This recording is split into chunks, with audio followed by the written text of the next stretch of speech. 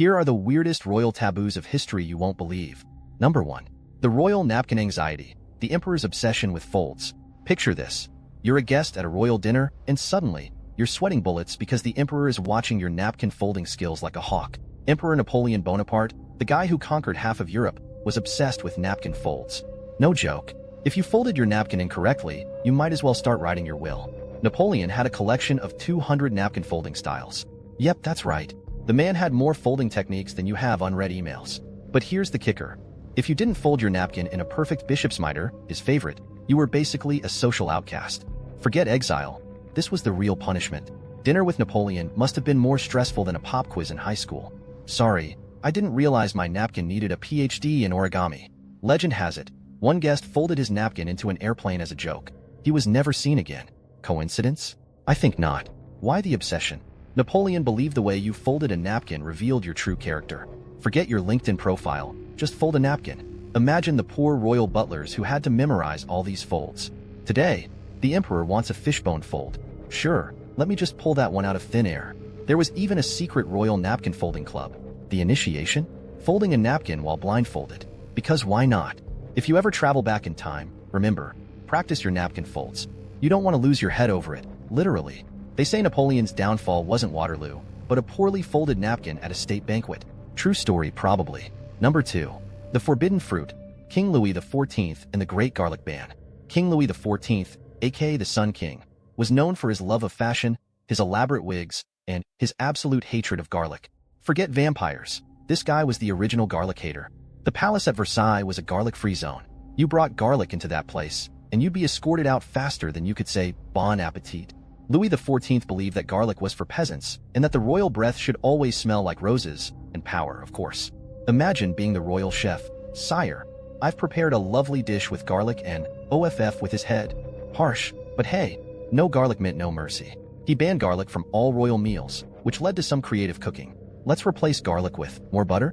We've got plenty of that, right?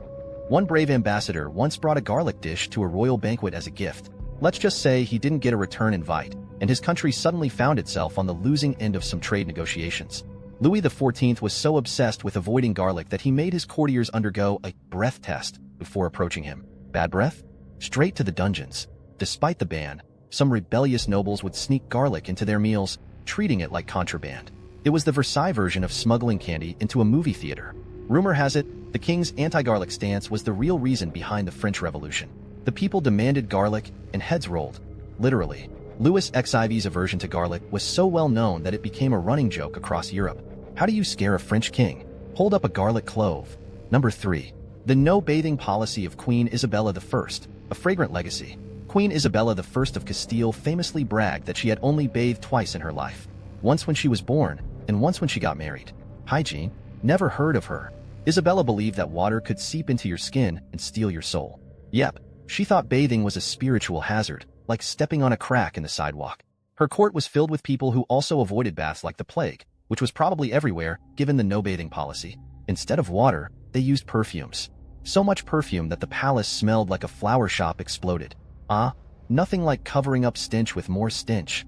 Isabella's fear of bathing was so intense that she even forbade others from doing it. If I'm going to smell like this, so are all of you. #Royal Solidarity. Some courtiers would sneak baths behind her back. These were the real rebels of the time, risking it all for a quick rinse. Isabella's anti-bath policy didn't do much for her love life. Her husband Ferdinand? Probably not a fan of the au naturel scent. The Pope supposedly told Isabella she was too holy to bathe. Or maybe he just couldn't handle the smell and thought, if you can't beat him, bless him. After her death, her body didn't require much embalming. Turns out, not bathing for decades is a natural form of preservation. Who knew? Today, Isabella's legacy is mostly remembered for uniting Spain, sponsoring Columbus, and, oh yeah, being one of the most fragrant monarchs in history. Number 4. The king who couldn't touch the ground. Louis XIV's royal shoes. Louis XIV was the original lift-wearing king. He had shoes with heels so high, they could double as stilts. Short kings unite. His heels weren't just any heels. They were custom-made, red-soled beauties that would make even Christian Louboutin jealous. The Sun King walked so fashion could run. Why the obsession with height? Louis was only 5 feet 4 inches and wanted to be as tall as his power. So, naturally, he turned his shoes into skyscrapers. These heels weren't just for show. They were a status symbol. Only the most important nobles were allowed to wear red-soled shoes. The original, red-bottoms trendsetter. Louis even had a law stating that no one could be taller than him in court. If you showed up with higher heels, you'd be doing the walk of shame, barefoot. The king's heels were so high that he had a special set of stairs built just for him. Imagine needing an architectural redesign for your shoes. Must be nice. Rumor has it, the king once tripped on his heels during a dance and blamed the floor. This palace isn't worthy of my royal shoes. Louis's obsession with height was so extreme that he even had portraits painted with exaggerated heights. Just a little taller in the picture, please. The peasants must think I'm 6 feet at least. It's said that Louis wore his heels even to bed. Who needs comfort when you've got style? Just don't try to run anywhere, or walk fast, for that matter. In the end, Louis XIV was the original short king, proving that with the right shoes, you can stand tall, even if you're vertically challenged. Number 5. The royal toilet drama. Henry VIII's throne issues. Henry VIII had a royal toilet that was more luxurious than most people's living rooms. It was basically a throne on top of a throne. Throneception. His groom of the stool was a real job title. Imagine being the guy whose sole purpose was to assist the king with his bathroom needs. Definitely not in the job description you'd want to brag about. The groom of the stool was actually one of the most powerful positions in the court. You know everything about a man when you control his business. Henry's toilet was portable, so wherever he went, the throne followed. I don't care if we're at war, bring me my royal toilet. The toilet was padded with velvet and had a chamber pot underneath. So basically, a fancy chair with a built-in surprise. Talk about multitasking. It's rumored that Henry's toilet was once stolen during a siege. Forget gold. Someone wanted the king's personal poop chair. The groom of the stool had to document the king's bowel movements. Yep, every time Henry took a royal dump, it was recorded for history. Imagine reading that in a history book. Despite his luxurious toilet, Henry had some serious constipation issues. Must have been all those banquets and lack of fiber. Too many royal feasts, not enough royal roughage. Henry once had a tantrum when his toilet wasn't ready. Heads will roll if I don't get my throne. Literally. In the end, Henry VIII was remembered for his 6 wives, his break with the Catholic Church, and his luxurious toilet habits. Priorities, right? Number 6. The no-smiling rule of Queen Victoria. Why so serious? Queen Victoria was known for her serious demeanor. She believed that smiling in public was unbecoming of a monarch. So, no smiles, ever. Not even a smirk. If you were caught smiling in her presence, you'd get the look. You know the one. A stare so intense it could wilt flowers and turn milk sour. The Queen's lack of smiles was so famous that people started rumors. Is the Queen actually a robot? Well, she certainly didn't have the range of emotions to disprove it. Victoria's wedding photos? Not a single smile. It's like a 19th century goth wedding. But, without the black eyeliner, courtiers would practice their neutral faces before meeting her. One smile, and you were out faster than you could say, God save the Queen. When she finally did crack a smile, rarely, it was front-page news. Breaking, Queen Victoria shows teeth. Nation rejoices.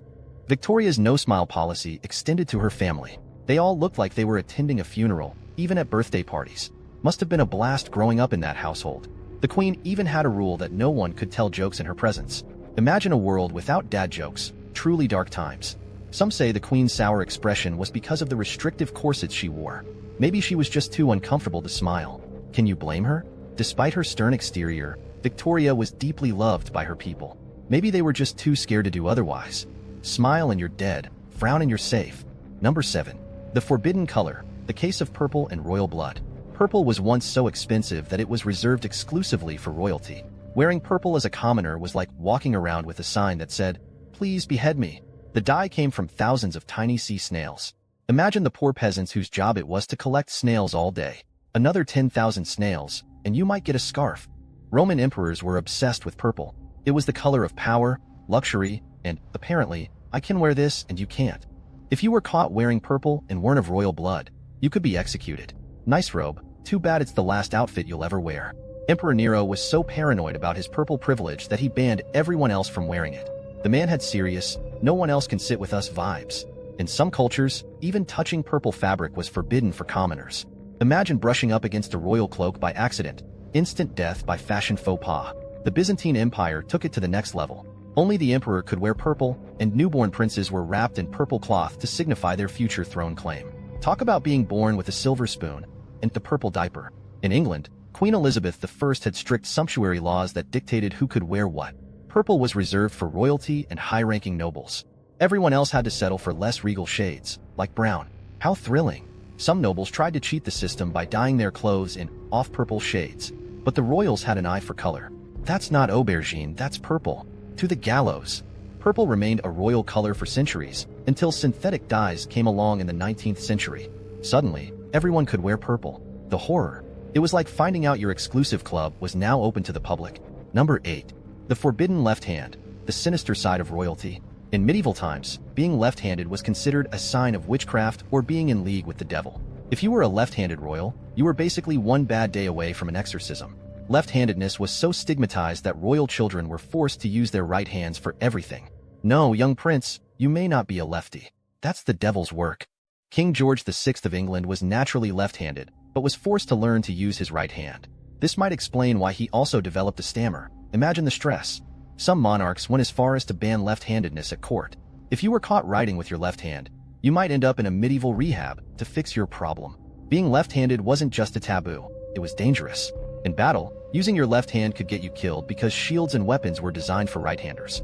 Oops, sorry, didn't mean to chop off your royal arm. Royals who were left-handed had to secretly practice using their right hand to avoid suspicion. Talk about living a double life, by hand. Queen Victoria was reportedly left-handed, but hid it well. Her personal letters reveal some left-handed scrawls, but she managed to keep it under wraps. Royal secrets, am I right? Some left-handed royals were so good at faking right-handedness that no one knew their secret until after they died. Surprise! I was a lefty all along. Even today, there's a lingering superstition about left-handedness in some royal circles. It's like being left-handed is the ultimate royal plot twist. Despite the taboo, left-handed people have been found to be more creative and better at problem-solving. Maybe that's why they were feared. Who wants a king who can think outside the box? 9. The royal eye contact rule. Never look the king in the eye.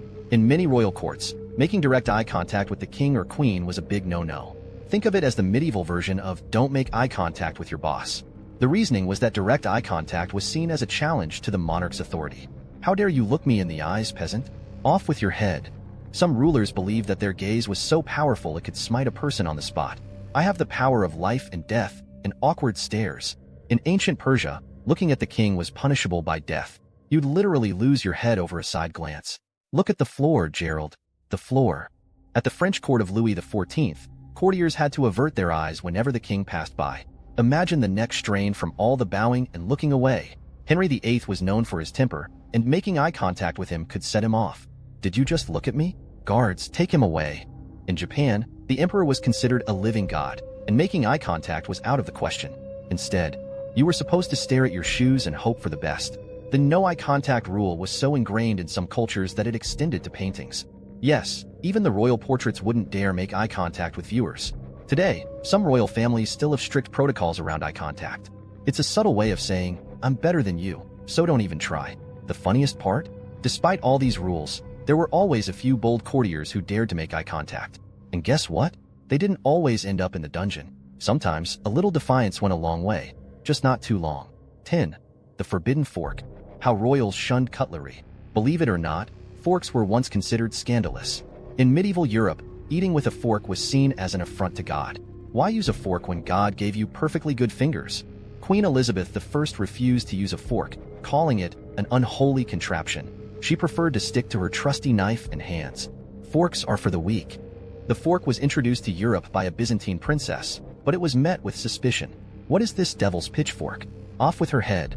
King Henry I of England reportedly tried using a fork, but found it too effeminate. Real men eat with their hands. Pass the turkey leg. The church declared the fork a tool of vanity. Apparently, caring about not getting sauce on your hands was a sin. How dare you try to stay clean? Repent. Royal banquets were a messy affair. Picture a room full of nobles elbow-deep in gravy. Forks would have been useful, but who needs practicality when you have tradition? In some courts, using a fork was seen as a sign of weakness. You can't even handle your food with your bare hands? How pathetic. The French finally embraced the fork in the 17th century, but only because King Louis XIV decided it was fashionable. If the Sun King uses a fork, then so shall we.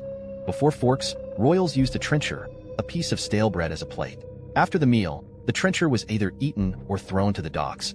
It was a win-win for everyone, except the forks. Today, forks are a staple in every dining room, but it wasn't always that way. Royals fought against them for centuries. Imagine being the rebel who dared to bring a fork to dinner. Revolutionary? And that's it from this video. See you in the next one.